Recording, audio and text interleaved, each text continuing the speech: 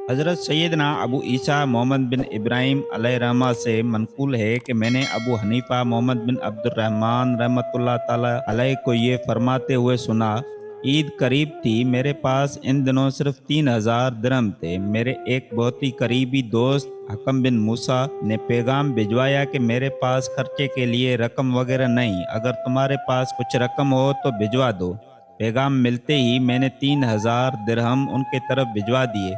जब उनके पास रकम पहुंची तो उन्हें खलाद बिन असलम का पैगाम मिला कि मुझे ईद के खर्च के लिए रकम की ज़रूरत है, हो सके तो मुझे कुछ रकम भिजवा दो।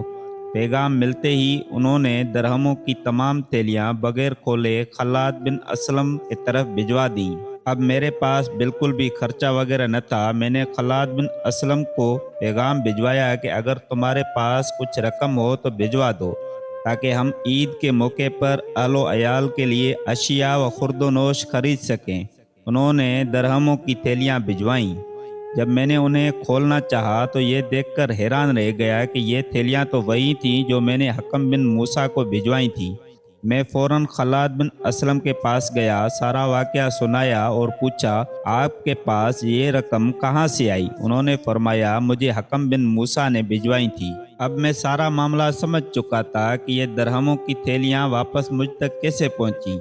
मैं हकम बिन मूसा के पास गया और उन्हें 1,000 दिरहम दिए। फिर खल्लाद बिन असलम को 1,000 दिरहम भिजवाए और बकिया 1,000 दिरहम अपने पास रख लिया। इसी तरह हम तीनों को ईद के अखराजात के लिए कुछ न कुछ रकम मुयस्सर हो गई।